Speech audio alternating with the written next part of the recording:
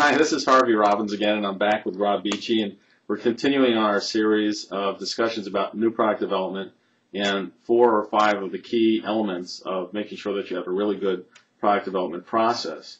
So far, we've talked about upfront definitions. We've talked about the importance of defining the voice of the customer and what the customer wants. Now I'd like to get into a little bit about how do you create a process that goes from start to finish that works well with new product development. Well, there's lots of models for success. Yeah. The entrepreneurial model where you stumble over something and he does everything, takes it, or she does everything, takes it from, cradle to grave. There's product champion, but you need a process. With the entrepreneur leads, you still have a good process. But process is just a roadmap.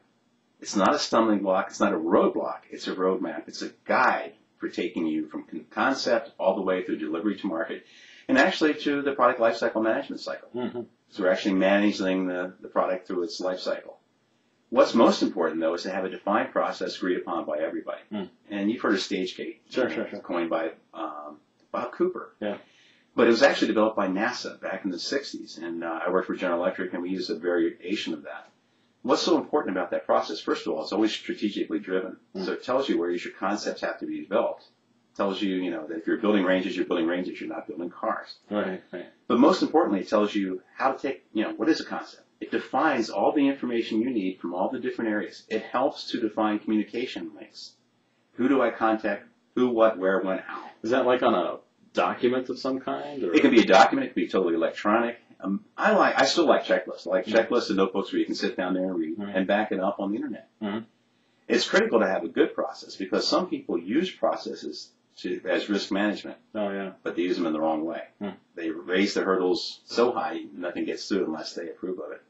But objectivity is so important about that. And that's another subject we should talk about. Yeah. We've already talked about PIC and how important it is to have a strategy that everybody understands. Yeah. And we've also talked about the voice of the customer, not only just voice of the customer, making that team work together. Yeah.